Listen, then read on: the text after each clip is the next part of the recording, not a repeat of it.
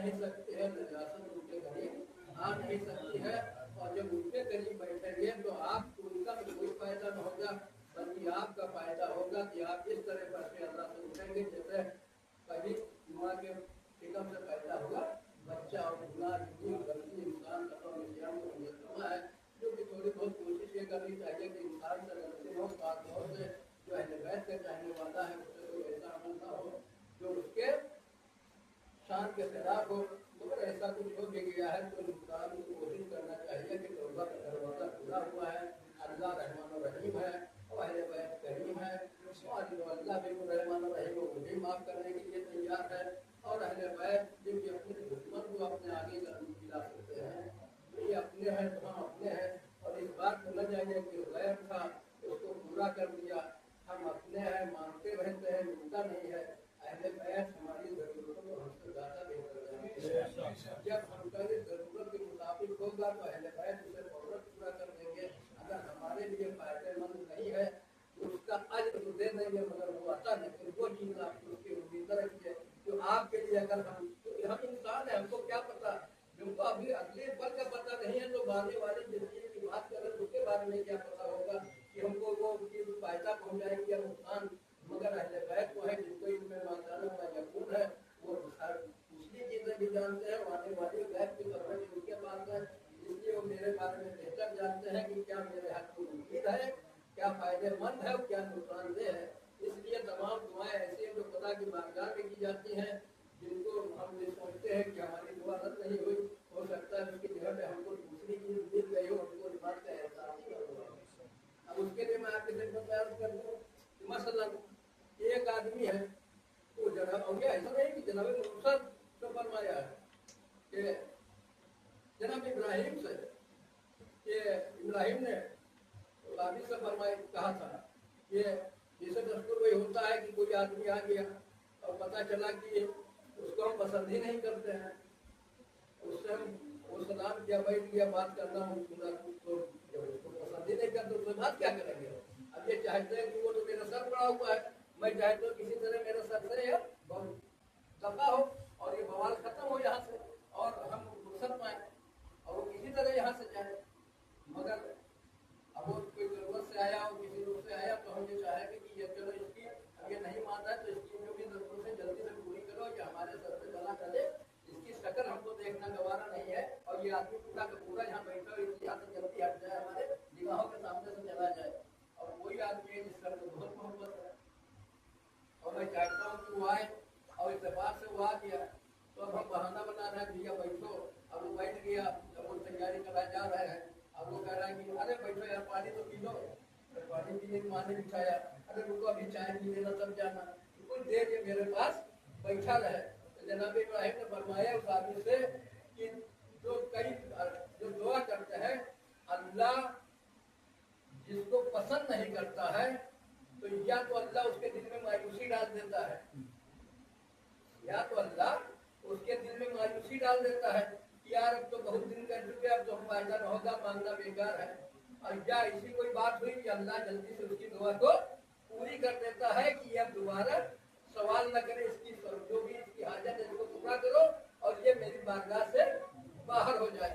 और या अल्लाह उसके दिल में मायूसी डाल देता है कि फिर पलट के अल्लाह से सवाल नहीं करता। जनाब इब्राहिम वापिस से फरमा रहे हैं कि मगर जब अल्लाह का कोई महबूब बंदा अल्लाह से दुआ करता है तो अल्लाह उसकी आवाज को इतना पसंद करता है कि अल्लाह चाहता है कि मेरा बंदा बार बार मुझसे दुआ करता रहे, मैं उसकी दुआ को सुनता रहूं।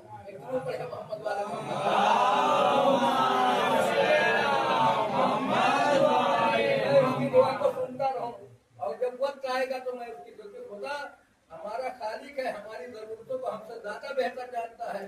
जब जरूरत होगी तो खुदा हमारी जरूरतों को खुद पूरा कर देगा। आप अंदाजा लगाइए, कभी सोचिए। और रह गए मजलूम में करबला का मामला, तो मैं जो अर्ज करना चाह रहा हूँ कि नौजवान मेरे सामने सब बैठे हैं, किसी बात के ऊपर तकब्बुर न करना, ये अल्लाह से दुआ करना कि शुक्र अदा करना कि पालने वाले तूने मुझे इस लायक समझा कि तूने मुझे ज़हरा के लाल की आजादारी में किसी भी तरीके से शिरकत करने का शरफ बख्शा है और हम इस लायक हैं कि हम इस काम को अंजाम दे रहे हैं। और ये नहीं कि हम न होते तो ये न होता, क्योंकि हम नहीं थे तब ये था, हम नहीं होंगे तब ये होगा। बढ़िया मोहम्मद वाले मोहम्मद।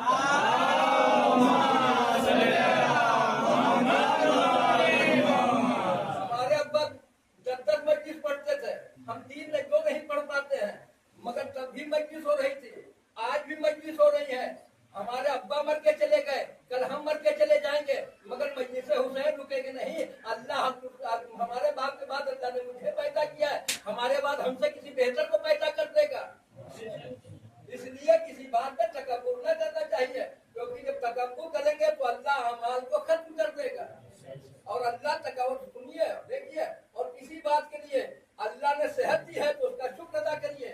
इतराइए ना कि हम जवान हुए हैं, हम ही सब कुछ है, क्योंकि कब्रिस्तान में जाके देखिए, मालूम नहीं किसी ने पावरफुल कब्र की मिट्टी के नीचे धंसे पड़े, जिनकी कोई खैरियत पूछने वाला नहीं है। आमाल ही है जो इंसान के साथ है, और अच्छे अमाल करके जाएंगे तो मेरे मौला ने फरमाया तुम मेरे लिए जीनत का सबब बनना, रुसवाई का सबब न बनना। तो मेरा किरदार ऐसा होना चाहिए कि मेरे किरदार से ये न हो कि ये है अली के चाहने वाले। जब इंसान देखे तो फख्र से कहे कि हाँ ये है अली के चाहने वाले। जिनके किरदार से पता लगता है जब ये गैर मासूम चाहने वालों का किरदार इतना है तो मासूम इमाम का किरदार कितना बुलंद होगा। मोहम्मद वाले मोहम्मद पर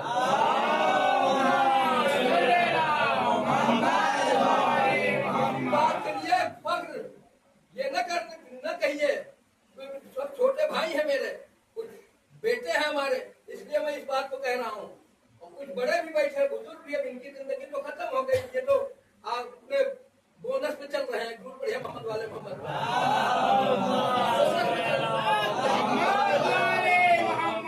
जिंदगी का कोई भरोसा नहीं, पर बैठा हूँ, उतरूंगा या उतारा जाऊंगा, कोई भरोसा है?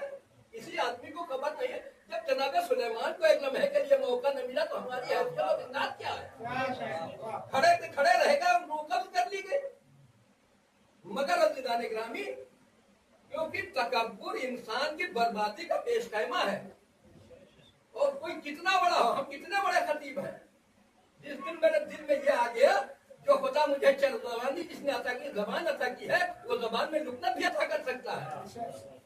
बहुत अच्छे नौहा खान है, बहुत अच्छी आवाज है, इतराते फिर रहे हैं, मगर जिस दिन जरा से मामला ढीला हो गया तो पता चला कि अपनी कही हुई बात तो समझ में आएंगे, दूसरा क्या समझेगा।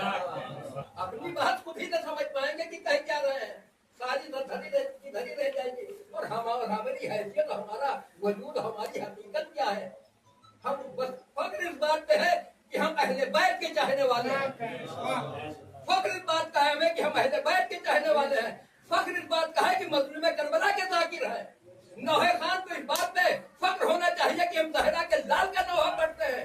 मद्दाहों को इस बात पे फख्र करना चाहिए कि हम अली और औलाद अली का मद्दाह है। हमारी हैसियत हकीकत कुछ नहीं, क्योंकि वो काबिल तारीफ है। जब खुदा ने कुरान में उनकी तारीफ की है, रसूल ने हदीस में उनकी तारीफ की, वही तारीफ तो हम भी पर पे आके करते हैं। मोहम्मद वाले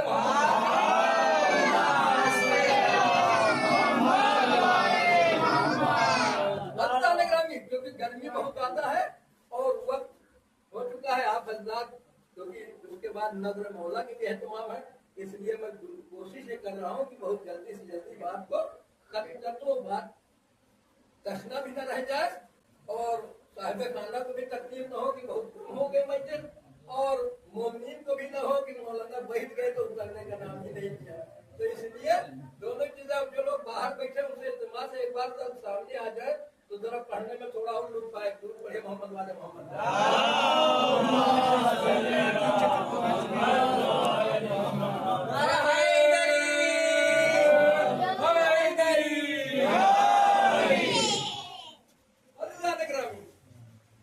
चाहने वाले कैसे कैसे, किसी बात पे इंसान को इतराना न चाहिए कि हम बहुत बड़े वो हैं, क्योंकि अल्लाह साहिब ने इसका जिम्मेदारी मजलूम करबला की अदादारी की जिम्मेदारी परवरदिगार आलम ने ली है।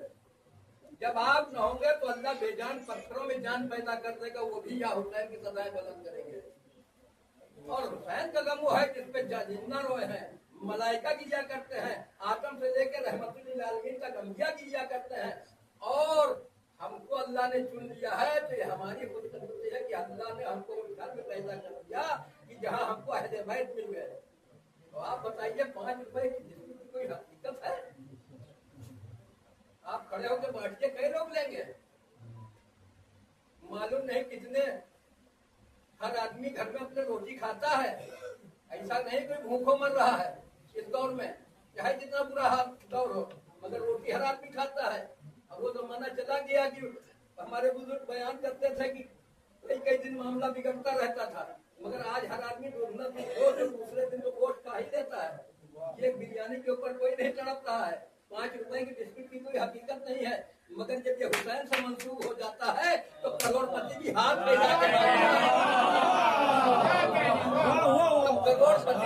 फैला के देता है इसको, और फख्र से चूमता भी है और लेके इज्जत से घर भी जाता है और फख्र करता है, क्योंकि अल्लाह ने मजलिस हुसैन के तबर्रुक में शिफा रखी है। और जब इसको इस नियत से खाएंगे तो अल्लाह मालूम नहीं कितने अमराज, कितना आदमी परेशान है इस दौर में, इस दौर में कितना परेशान है, मगर अज़ादारी पे इसका कभी असर देखा है? एक मामूली सा प्रोग्राम करने के लिए इंसान महीनों मेहनत करता है, मगर मजलिस हुसैन में हर अज़ादार की ये तमन्ना होती है हम अपने समेत कि जितना हो सके मजलूमे करबला के नाम पे खर्च कर दे।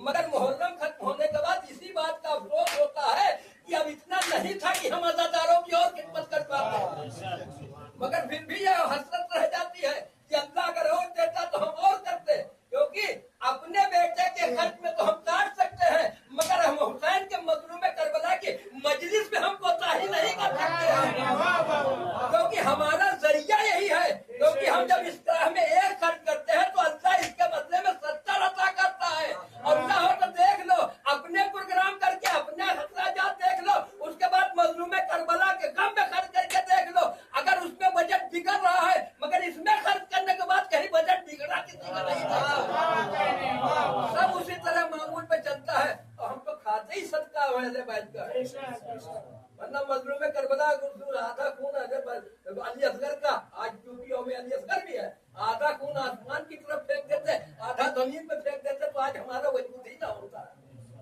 हम तो एक बेशीर का सदका खा रहे हैं, दुनिया खा रही है, वो खाती रहे, मगर हम खा के अपने मौला के शुक्रगुजार हैं कि मेरे मौला ने मेरी जिंदगियों को बचाया है उस बेशीर के सदके में।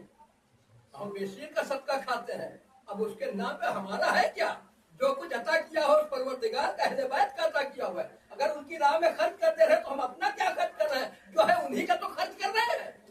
अपना होता तो अफसोस होता, जब उन्हीं का है तो हमको कहेगा अफसोस। जब उन्होंने अता किया है तो खर्च कर रहे हैं, ना अता करते तो पानी पिला के काम चला लेते। शुरू बढ़िया मोहम्मद वाले मोहम्मद।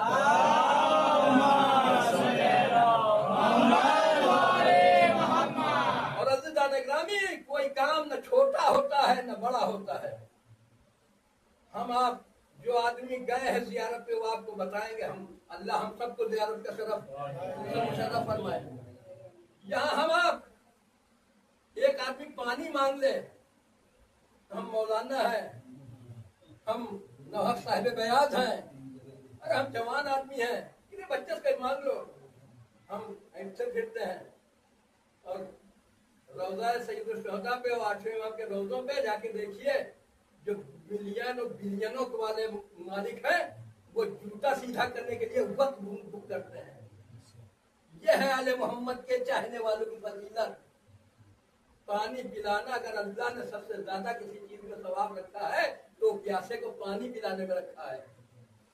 अगर कोई पानी में कोई काम मिल जाए, अगर अल्लाह खाने में झाड़ू लगाने का काम है तो कुछ नसीब है आप कि अल्लाह ने आपको चुना है इस काम के लिए।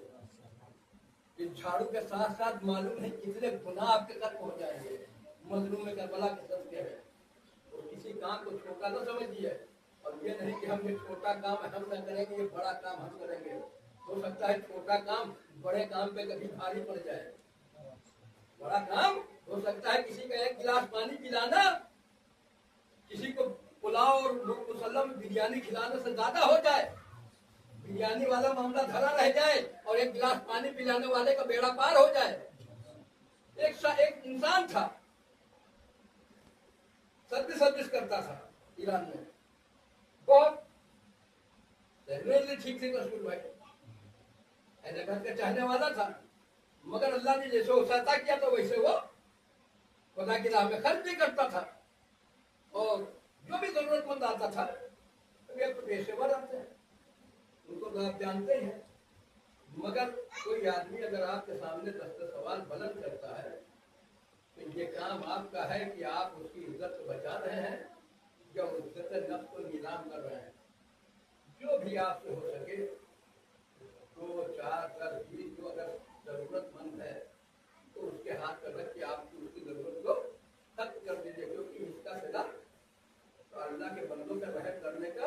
जब आप अल्लाह के बंदों पे रहम करेंगे तो अल्लाह आपके ऊपर मेहरबान होगा, अल्लाह आपके ऊपर रहम करेगा, क्योंकि हुकूकुल्लाह के साथ साथ हुकूकुल इबाद भी हैं।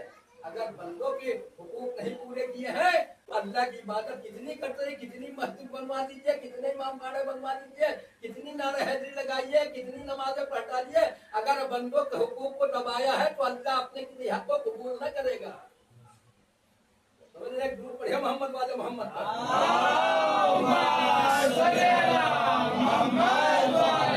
बंदे के हुक्म मारा है आपने, किसी ने, आपने मतलब नहीं किसी की बात कर रहा हूँ, हम हो कोई हो, चाहे जितनी मजलिसें पढ़ी हैं, अगर किसी हकदार के हक को मार लिया है तो अल्लाह अपने किसी अमल को कबूल नहीं। तो हम बंदों के हक हमदर्द न हुए तो अल्लाह हमसे कहे कि हमदर्दी करेगा।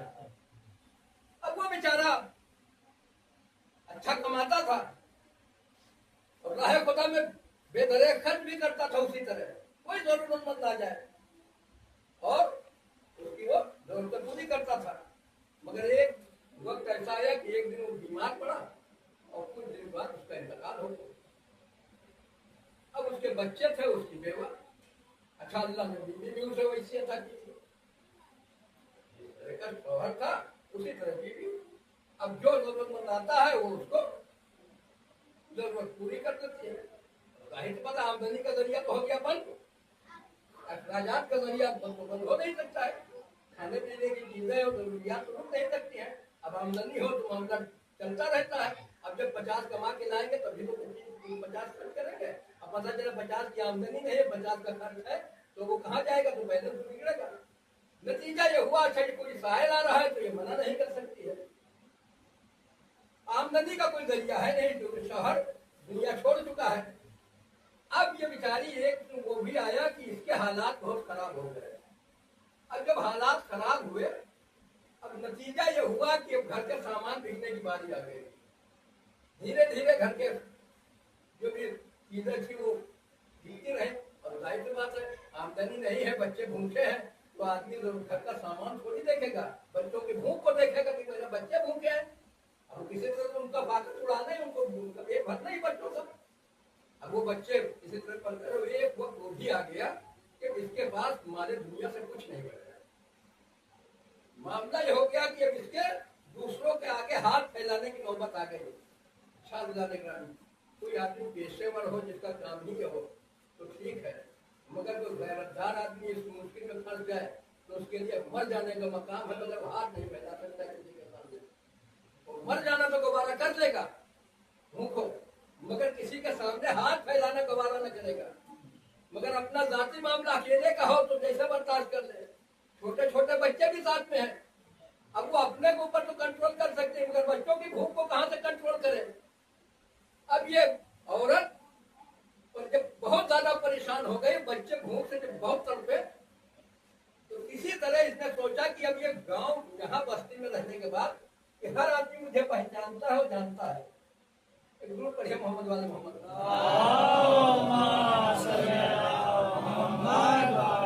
हर आदमी मुझे जानता है, दस्तूर कोई पहचानता है। अब गांव में खुदा न खास्ता कभी ऐसे हालात हो जाए तो गांव में अगर किसी के सामने हाथ फैलाना पड़े तो हमारे लिए गैरत का मकाम है।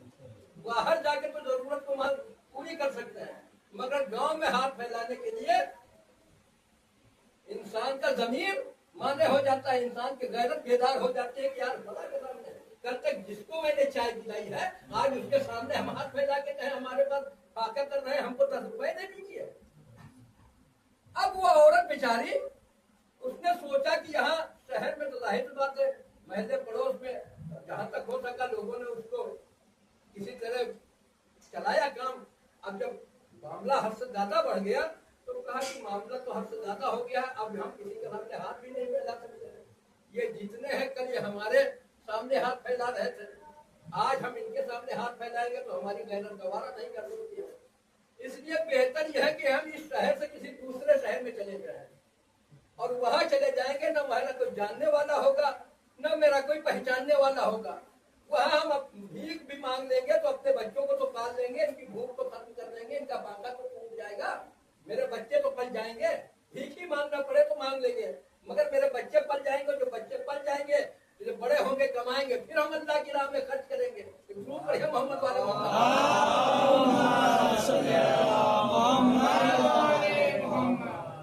मैंने आपकी खिदमत बात किया, किसी काम के ऊपर इतराना न चाहिए। याद रखिए, ये बात जहन में रखिए, इसी पर सारी बात आ रही है। अल्लाह ने अगर आपको जिम्मेदारी दी है तो आप उसको पूरी ईमानदारी से पूरा करिए। इस बात पे फख्र न करिए कि हम ही हैं जो सब कुछ है। आप ही नहीं सब कुछ है, सब कुछ किसी हाथ के और किसी और के हाथ में है। आपकी हैसियत हमारी हैसियत हकीकत कुछ नहीं है। अल्लाह ने हमको जरिया बना दिया है बस। अब ये बेचारी इस शहर को छोड़ के एक दिन दूसरे शहर की तरफ रवाना हो गई। अब जब दूसरे शहर में पहुंची, अजनबी शहर, जरूर पढ़े मोहम्मद वाले मोहम्मद।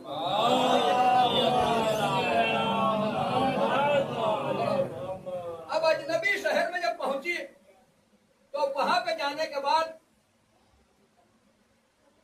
चली तो गई कि यहाँ तो हम किसी के सामने हाथ फैला नहीं सकते हैं, किसी दूसरे शहर में चलेंगे, मेरे बच्चे भूखों मर रहे हैं, हम भीख भी मांग के अपने बच्चों को पाल लेंगे। तो हाँ, तो हमको कोई जानने वाला तो न होगा कि हम हाथ फैलाएंगे तो ये तो गैरत न जागेगी कि मैं मेरा कोई जानने वाला है। मैं अच्छू भाई सामने कह रहा हूँ कि अच्छू भाई, और अच्छू भाई कह रहे हैं कि हाँ ये कल तो बड़े उठ रहे थे, आज ये हालत आगे कल देखा होता तो आज ये नौबत ही क्यों आती। नतीजा हुआ जब वो दूसरे शहर में पहुंचे तो उसने लोगों से पूछा कि ये बताओ हम भला मजहब के हैं, हमारे मजहब के कुछ लोग इस शहर में हैं और कोई ऐसा है जो हमारी कुछ मदद कर सके, क्योंकि हम जरूरतमंद हैं। तो लोगों ने कहा हाँ तुम्हारे मजहब के लोग भला जगह पर रहते हैं, भला महल्ले में, तो एक साहब है वो तो मुतवल्ली है और उनके पास सारी कौम ने उन्हीं को जिम्मेदार बना रखा है। अरे बड़े इमाम बाड़े बनवाए, मस्जिदें बनवाई है, बड़े मौलाना लोगों का ख्याल रखते हैं, यतीम और बेवा और यतीमों बेवाओं का और गरीबों का बड़ा ख्याल करते हैं और लोगों तक मदद पहुंचाते हैं। सब उनको जिम्मेदार बनाए, सब लोग पैसा इकट्ठा करते हैं, उनके जिम्मे कर देते हैं, वो लोगों की मदद करते रहते हैं। बड़ी उम्मीद के साथ वो उनके यहाँ पहुंची, पता लगाते हुए कि वो फला साहब का घर कौन सा है। नाम लेना, उसका नाम ले लेते हैं, बड़े मोहम्मद वाले।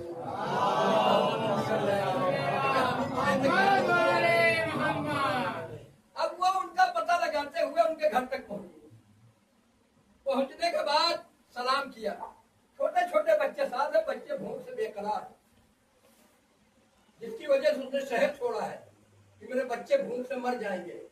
इसी तरह अपने बच्चों को परवरिश करना है, इसका पेट भरना है।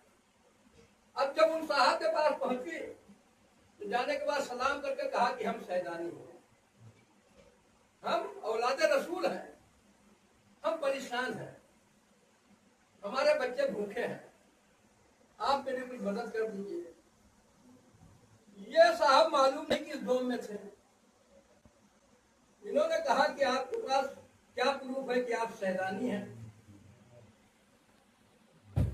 आपके पास क्या सबूत है, मैं कैसे मान लूं कि आप सैदानी हैं। उसने कहा हमारे पास साबित करने के लिए तो कुछ नहीं है, क्योंकि हम तो खूब प्रदेश में हैं, फला जगह से आए, न हमारा यहाँ आदमपुर में कोई जानने वाला है, पहचाने वाला है, न तो मुझे जानता है कि मेरे तस्दीक करे कि ये सैदानी है कि नहीं है।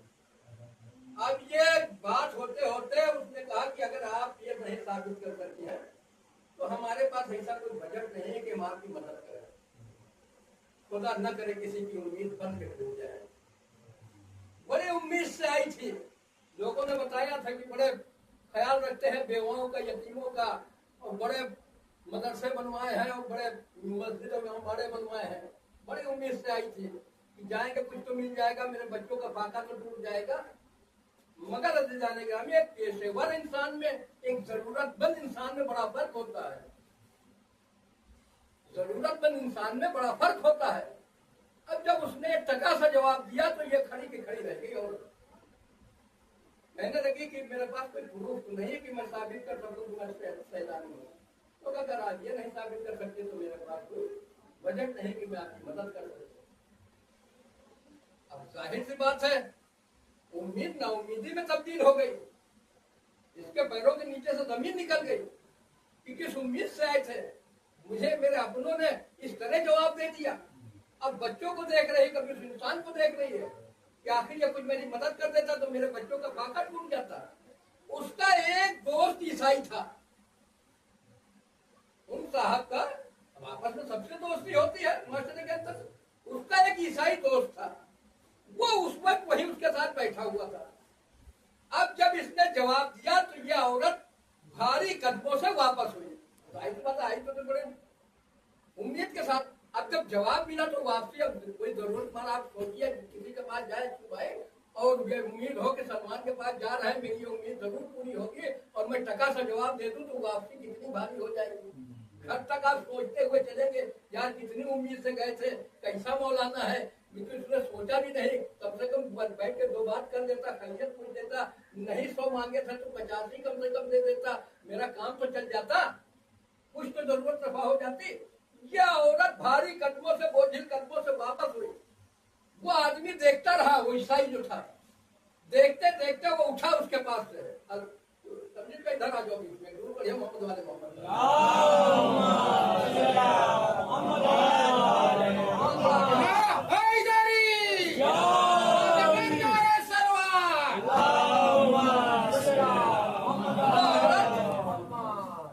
जब वापस होने लगी तो उसके चेहरे के आसार को उस यहूदी ने पढ़ा और यहूदी उसके पास बैठा बातें कर रहा तो उसके खड़ा हो गया। कहने का भाई साहब आप ऐसा करिए, मैं थोड़ा काम से जा रहा हूँ, अब आप बाद में मुलाकात होगी, मेरा कुछ काम है, मैं उसके लिए अब निकल रहा हूँ, आपसे फिर बाद में मुलाकात करेंगे। कह के वो वहां से उठ गया और उठने के बाद उस औरत के पास आया, तब वो औरत उसके निकल चुकी थी, औरत के पास आया, कहा बीबी आप जरूरतमंद मालूम होती है। अब जिन्हों अपनों ने जब ऐसा किया है तो किसी गैर से वो क्या तो रखे, जब अपनों ने ये हालत की, ऐसा जवाब दिया तो गैर से क्या तो रखे। कहने लगे ऐसा करिए, घबराइए ना, आप मेरे साथ चलिए।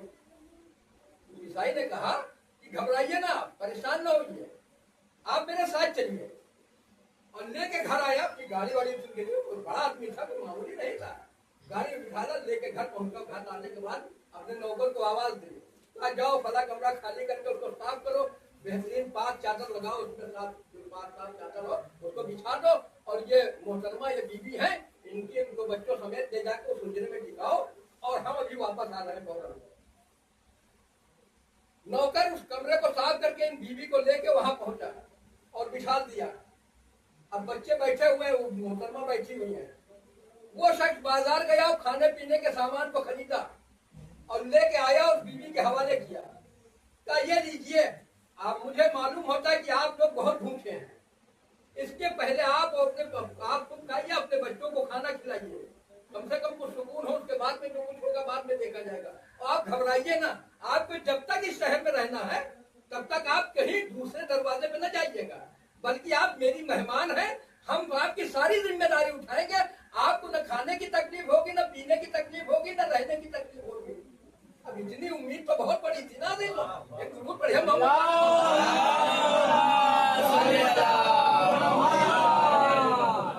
अब इसको भी पता है कि ये शिया नहीं है, ये ईसाई है, मगर जहां अपनों ने ऐसा जवाब दिया हो, वह गैर आदमी, गैर मजहब का आदमी इस तरह बर्ताव कर रहा है, तो इसके दिल में अजीब सी कैफियत पैदा हुई।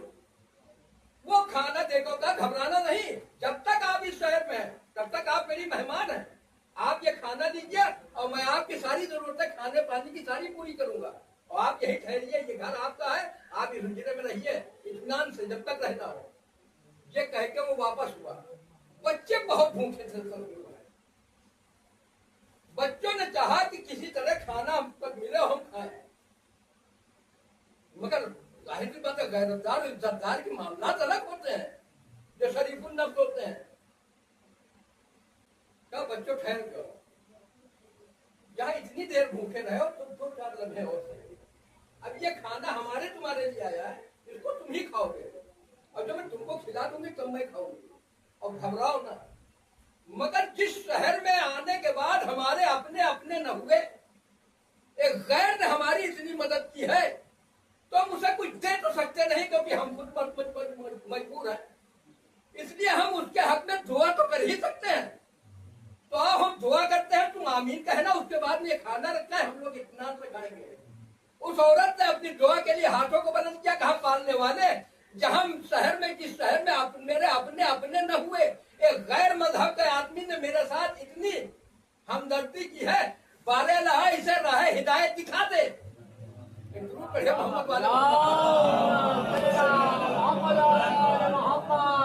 इसे राह हिदायत दिखा दे। ये बात खत्म हो गई। बीवी ने अपने बच्चों को खाना खिलाया, खुद खाना खाया, पानी पिया। अब जब खाना पड़ा तो जाहिर से ज्यादा भूखे थे, तो आराम किया। शाम हो गई, दूसरा आदमी फिर जरूरत की चीजें लेके आया। रात आ गई, ये मोहतरमा अपने बच्चों के लिए हुजरे में सो रही है, वो ईसाई अपने कमरे में सो रहा है। बेडरूम जो भी कहिए आप अपनी जबान में, अपने बिस्तर पे लेटा हुआ है। वो मुतवल्ली साहब अपने घर में अपने बिस्तर पे लेटे सो रहे हैं। अब रात में ख्वाब देख रहे हैं कि महशर का मैदान है। ईसाई ख्वाब देख रहा है, महशर का मैदान सजा है, प्यास से का इतना गलबा है कि लोगों की जबानें दहन से बाहर निकली आ रही हैं। हर आदमी प्यास के पानी के लिए तड़प रहा है महशर के मैदान में, मगर पानी के कहीं कोई सबील नहीं है कि इंसान को ये प्यास बुझा दी जाए।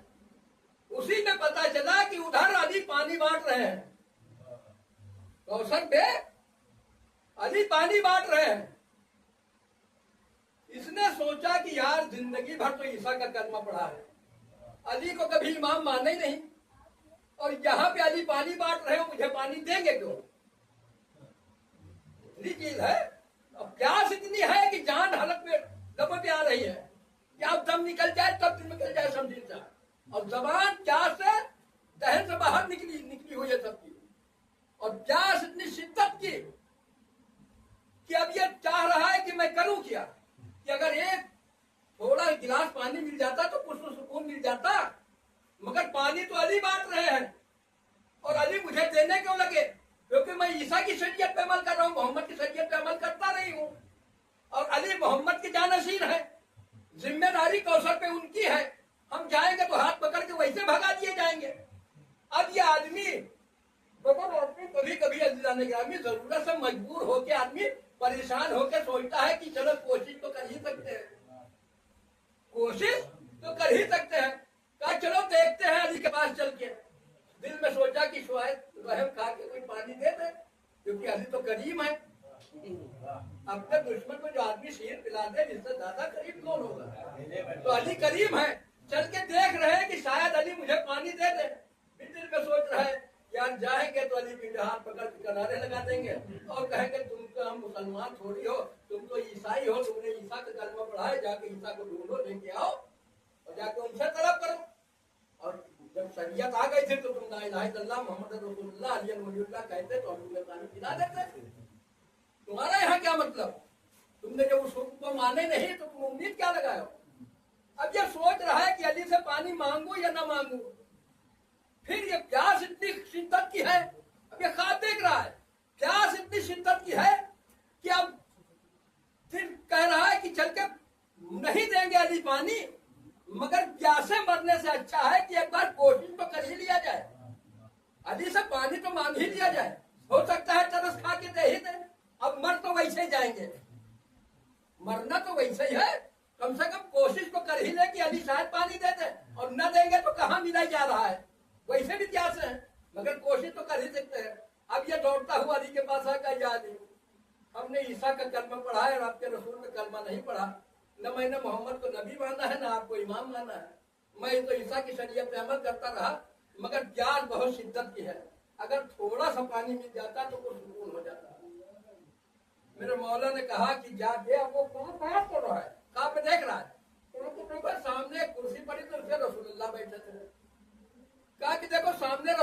बैठे हैं, जाके उनसे सिफारिश, उनसे कहो, अगर वो कहेंगे मैं तुम्हें पानी दे दूंगा, मुझे पानी देने में कोई एतराज नहीं है कि मैं तुम्हें पानी न दूं, मगर रसूलुल्लाह अगर कह देंगे तो मैं तुम्हें पानी जरूर दे दूंगा। अब इसने सोचा कि ये तो किसी तरह यहाँ तक पहुंचे थे, अब जब रसूलुल्लाह की नबूवत का इकरार नहीं किया है तो रसूलुल्लाह मेरी सिफारिश क्या करेंगे। मगर फिर वही बात कि प्यासे मरने से अच्छा है कोशिश तो कर ही लेना चाहिए। तो कहा चले, रसूलुल्लाह भी बहुत करीम थे, करीम है, चल के कोशिश तो कर ही ले। गए या रसूलुल्लाह, हाथों को जोड़ के खड़ा हो गया सामने, या रसूलुल्लाह आप जानते हैं कि मैंने आपका कलमा नहीं पढ़ा, आपकी शरीयत पे अमल नहीं किया, मैं ईसा की शरीयत पे अमल करता रहा और उनकी नबूवत को मानता रहा, मैं ईसाई हूँ, मगर अगर आप रहीम है, अगर थोड़ा सा कर्म करते हैं तो प्यास से जान निकलने वाली है, थोड़ा सा पानी मिल जाता, अगर नबी से कह देते तो शायद जान बच जाती। रसूल ने एक बार नीचे से ऊपर तक देखा, उसने कहा या अली, आवाज दी, कहा या अली, कल से एक दुरूद पढ़िए मोहम्मद वाले मोहम्मद।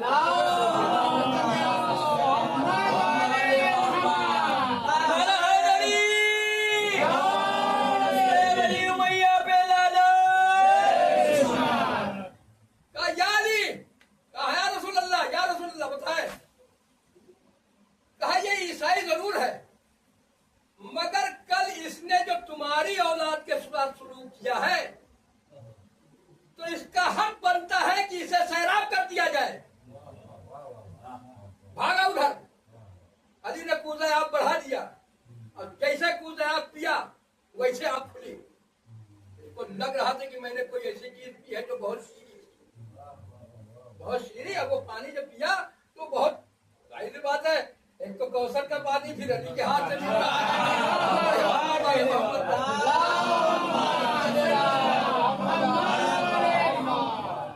साथिया कौशल के हाथ से मिल रहा है। कहा कि जब इसने पिया तो इतना शीरी पानी उसने आज तक कभी चखा तक नहीं था। अब जब पानी पी के उसकी आंख खुली तो ऐसा लग रहा था कि मैं बहुत प्यासा था, मैंने कुछ पिया है, जिसकी तरी अभी उसके होठों और जबान पे महसूस हो रही थी।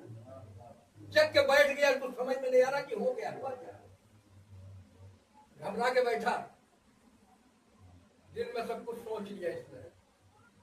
अब उधर दूसरी तारीफ सुनिए, मुतवल्ली साहब ने ख्वाब देखा, इन्होंने बहुत मौलाना की खिदमत की थी, बड़ी यतीमों बेवाओं की पर मदद की थी, बड़े मस्जिदों में अम्बाड़े और मदरसे बनवाए थे।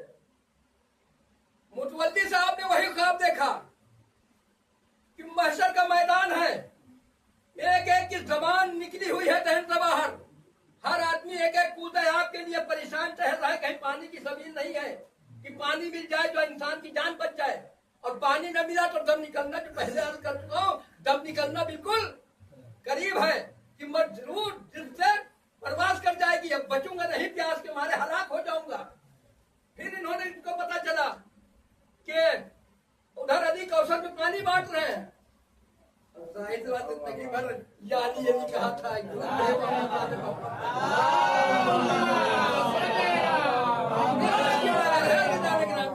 बहुत सोच समझ के चलना पड़ता है।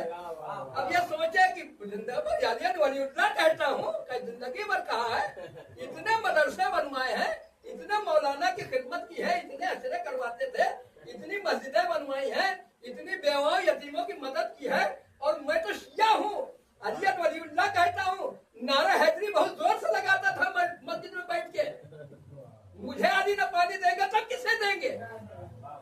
दौड़ते हुए आएगा या अली, बहुत प्यासा हूँ, आपका चाहने वाला हूँ, बड़ी खिदमत की है, थोड़ा सा पानी पिला दीजिए, जान निकलने के करीब है।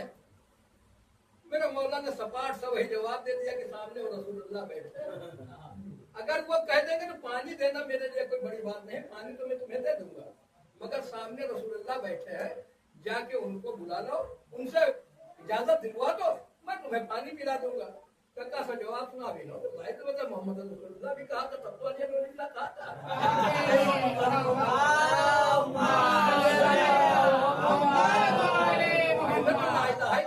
फिर मोहम्मद रसूलुल्लाह, फिर अली रसूलुल्लाह, कही तो पैदाइशी शिया थे ना। अब ये पहुंचा कहा कि इतनी सी बात है, अभी तो रसूलुल्लाह हमारे हक में कहेंगे फैसला, यानी ये चाहने वाला है तो पानी पिला दो, ये मेरे कलमा पढ़ने वाला है, आपका लिए नारा लगाता था, बड़ी मेहनत की है और बड़ी शरीयत की खिदमत की है दीन की, और ये अभी तो पानी मिल ही जाएगा मुझे। पहुंचे या रसूल अल्लाह, क्या बात है? ताकि अली से कह दिए पानी दे देंगे। क्यों क्यों देते पानी? तो मैं आपका चाहने वाला हूँ, बड़ी खिदमत की है, बड़े मदरसे बनवाए हैं, कुछ तो सिला मिला देगा, कोई सबूत है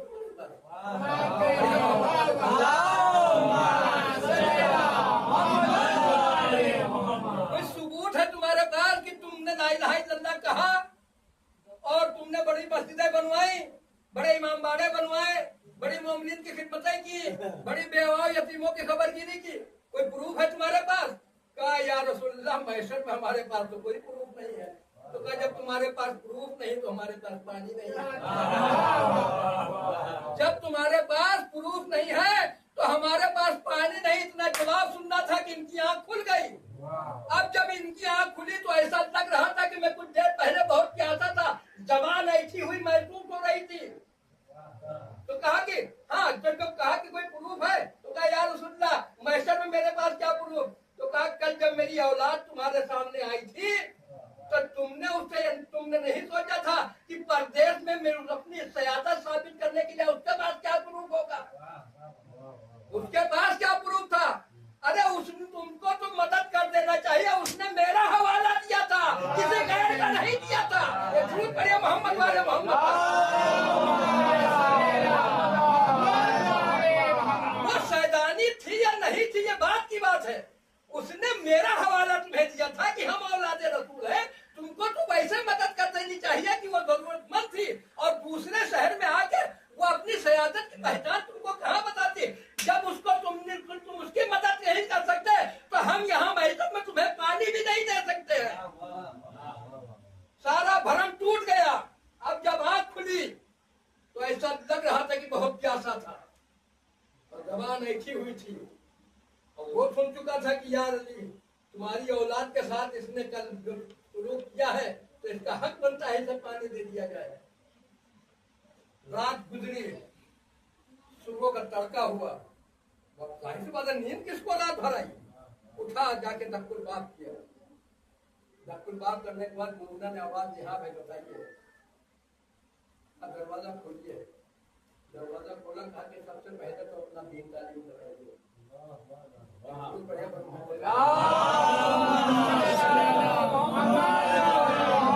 आप तो किसी धोखे में था नहीं, सब कुछ अपनी नजरों से देख चुका था कि हकीकत क्या है, फसाना क्या है। अब ईसा की शरीयत पे अमल करने का कोई मतलब रह नहीं गया। वहां देख चुका है महशर में किसकी चलने वाली है। कहा कि यार पहले तो आप अपना दीन तालीम कराइए। मोमिना ने कितनी दुआ की थी, मारने वाले इसे राह हिदायत दिखा दे। जब एक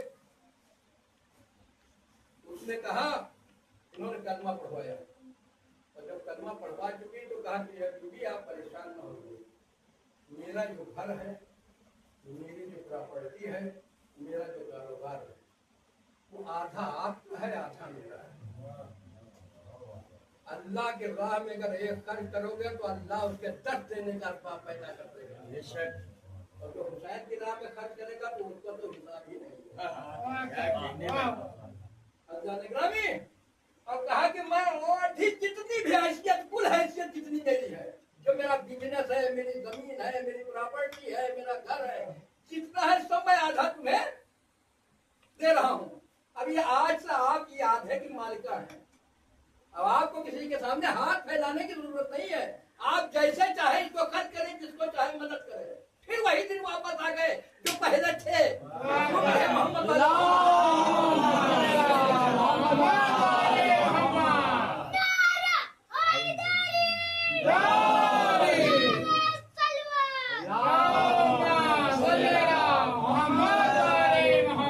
जैसे पहले थे वही पुराने दिन। क्योंकि वक्त काफी ले लिया आज मैंने आपका, बात ऐसी निकल आई कि बात चलते चलते बहुत दूर तक आगे बस खत्म है जाने ग्रामी। कहा कि ये आधी प्रॉपर्टी आपकी, अब इसे आप जैसे चाहे खर्च करें। वो सुबह हुई उठे तो इन पता लगाया कि वो जो निकली थे तो वो कोई और नहीं, तुम्हारे जो दोस्त है वो लेके अपने घर गए थे। आपने देखा था, वो लेके जाते, पूछा, लोगों ने बताया होगा कि जिस औरत को आपने वापस किया था वो भला दस्तूर साहब अपने घर ले गए हैं।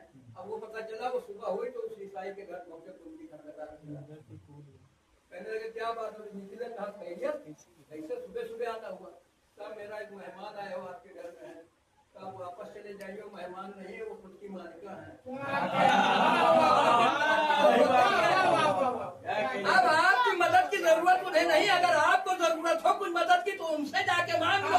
मैंने आधी प्रॉपर्टी उनके नाम पहले कर रखी है, अब आपकी मदद की जरूरत उन्हें नहीं रह गई। अब वो परदेसी नहीं है बल्कि मालिका हो चुकी है। डर लग रहा है कि रात वाला ख्वाब देख के तुम भी यहाँ पे मिलने के लिए आए हो। तब इनके समझ में आया कितनी बड़ी गलती हो गई। एक चूक एक शैतानी के सवाल को रद्द कर देने का नतीजा ये है कि रसूल अल्लाह इतनी मेहनतें करने के बाद उसकी कोई हैसियत नहीं है रसूल की निगाह में। जिसने रसूल की बेटी को अजियत पहुंचाई हो वो कितना बड़ा सहाबी हो।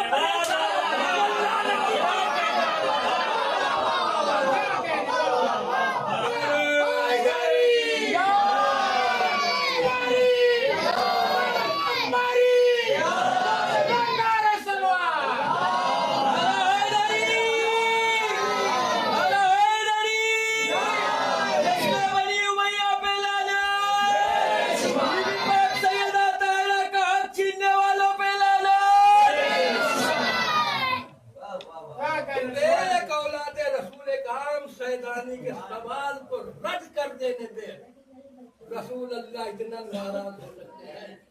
तो जिसने रसूल की बेटी का हक छीना हो उसके ऊपर कितना शर्मनाक हो। कुछ भी हो सकता है मगर रसूल का सहाबी नहीं और उसका इस्लाम से दूर तक लेना। जब ऐसे ऐसे अमाल रद्द कर दिए ने इतने बड़े चाहने वाले के एक शैतानी के सवाल रद्द कर दिए।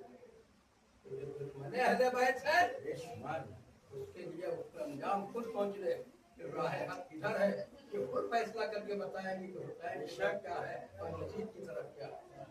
बस निगरानी हुसैन मंजिल सारे अब आने के असबाब तो नहीं लिखे हैं मगर ये लिखा है कि एक जवान राना बड़ा खूबसूरत जवान बात एक ईसाई जवान जिसका नाम माँ है नौजवान खूबसूरत जवान है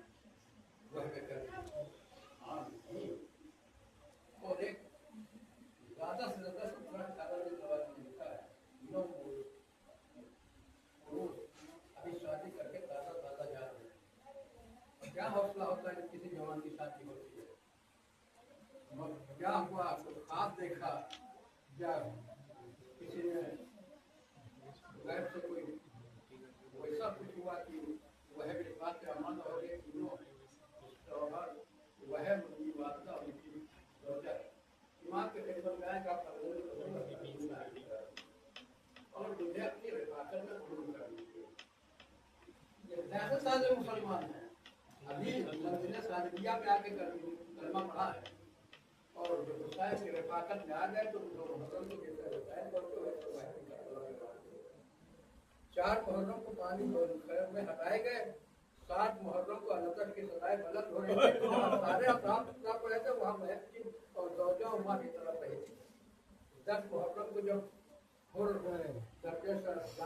नोट कर चुके बुराने हनमानी शहीद हो चुके तो को हौसला देख के वह जोश पैदा हुआ।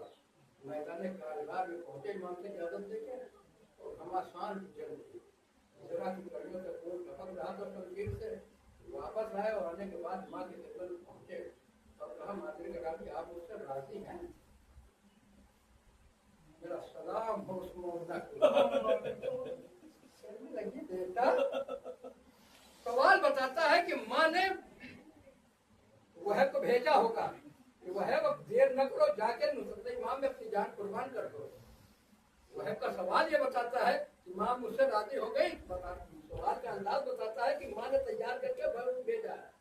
कहा कि माँ मेरे लाल वह जब तक इमाम के ऊपर तू जान न निसार उससे राजी न होगी। आप बताइए कि माँ अपने जवान बेटे के लिए क्या करती है।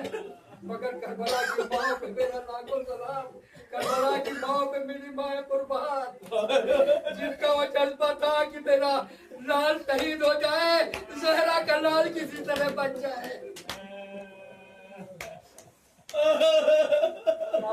जब तक के तू अपनी जान अपने मेरे आका पे कुर्बान न कर देगा, चंद के मुसलमान है ये, मगर जज्बा ये है कि जनाब जब वहब निकलने लगे तो बहन बीवी ने रोका, कहा है जवाने राना है वहब मुझे परदेश में बेवा न करो, तुम इमाम की खिदमत में जा रहे हो और तुम शहीद कर दिया जाओगे, मेरा कौन होगा। माँ ने आवाज दी, बेटा औरतों के इसकी बातों में ना आना, जन्नत के दरवाजे तेरे लिए खुले हुए हैं। वह की दौलत ने कहा कि मैं जाने से नहीं रोक रही, बल्कि वह मुझसे इतना वादा कर लो कि जब तुम इमाम के ऊपर अपनी जान को कुर्बान करोगे तो तुम्हें जन्नत में जगह मिल जाएगी। तुम जन्नत में जाने के बाद नेमाते जन्नत में मस्त होकर हमें परामर्श न कर दो। ठीक है चलो, मैं इमाम के पास चलिए, मैं आप इमाम के सामने वादा कर दीजिए। इमाम की खिदमत में रोजा वह की रोजा वह आए और मंगलू करबला से कहा कि मौला ये तो कहना चाहती है। वह की रोजा ने हाथों में जोड़ा था, आपका आप पर धुंधे मजबूर है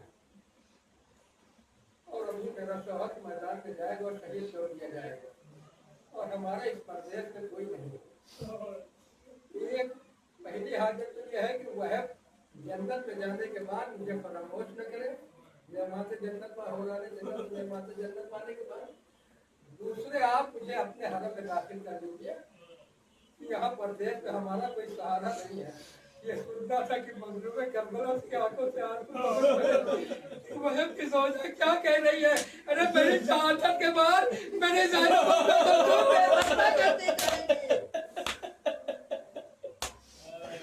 अपने का ठीक है रोजा वह तुम खैमे में चले जाओ मेरे, और वह मैदान में चले।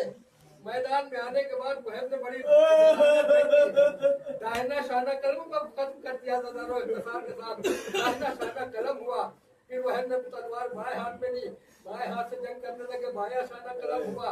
यह मंजर जो वह खैमा से देख रही थी। जब वह को इस बेकसी के आलम में देखा तो खैमा लेके खैमे की चोट लेके दौड़ी हुई मैदान में आई। कहा वह सतही भाव में कोताही न करता। पलट के देखा का क्या बात है, अभी तो तुम मुझे आने से रोक रही थी, आखिर वजह क्या है कि तू खुद मुझे तरकीब दिला रही है। कहा वह पे खड़ी हुई थी इमाम अपनी गुर्बत और तन्हाई पे और इस तरह बढ़िया जुमले इरशाद फरमा रहे थे कि मुझसे बर्दाश्त ना हो सका।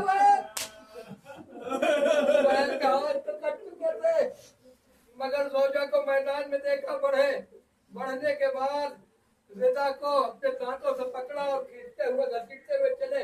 आवाज दी है अंसारे हुसैन, ऐ मेरे मौला के चाहने वालों साथियों, की गैरत इस बात को गवारा नहीं करती कि उसकी रोजा बनवाए आम में आए, उसको वापस खैमे में ले जाओ।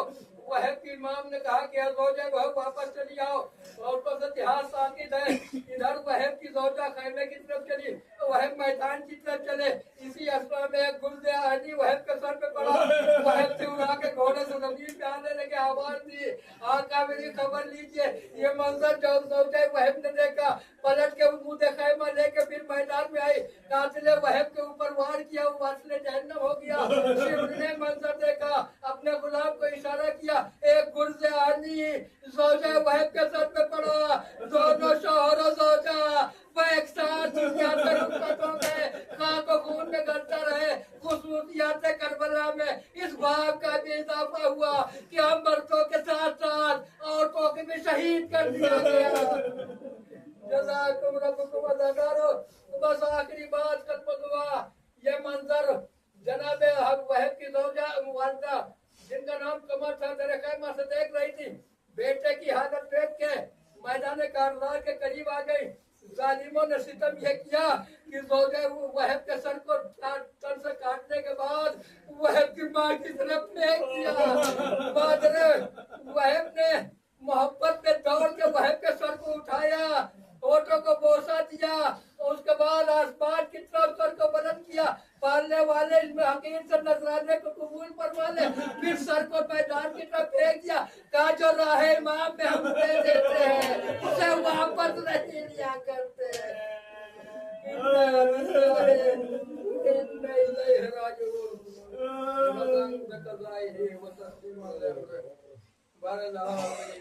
कबूल फरमा दे।